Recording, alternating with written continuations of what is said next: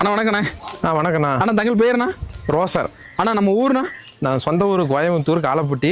சரிங்கண்ணா. கொஞ்ச நாளைக்கு முன்னாடி சேலத்தில் நாங்கள் வந்து இருக்கிறோம். சரி, ஓகே. நீங்கள் எத்தனை மாடு வாங்கிருக்கீங்கண்ணா?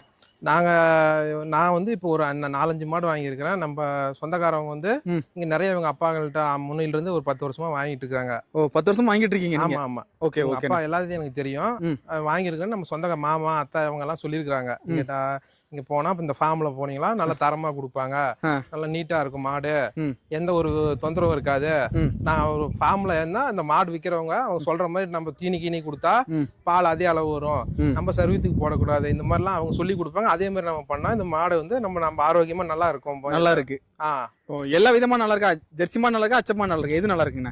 இதுல ரெண்டுமே நல்லா தான் கொடுப்பாங்க. இவங்களே வந்து பார்த்து நம்ம தெரியலனா கூட இந்த மாடுக்கு இவங்களே நல்லா சுழி எல்லாமே பால் எப்படி பார்க்கணும் என்ன பண்ணணும்னு சொல்லுவாங்க. மாடு போட்டா கண்ணு போட்டா என்ன பண்ணணும் எல்லாமே சொல்லி தருவாங்க. இவங்க தெளிவா சொல்லி தந்தா மாடு தருவாங்க. ஆமா ஆமா, கரெக்டா ஒண்ணு தப்பு இல்லாம நீட்டா அழகா சொல்லி தருவாங்க. ஓகே. சொல்லி கொடுத்தே நானே இப்ப 5-6 மாடு வாங்கிட்டேன். சரி, எனக்கு இந்த இன்ட்ரெஸ்டா இருந்துச்சு இவங்க சொல்றதை பார்த்தா.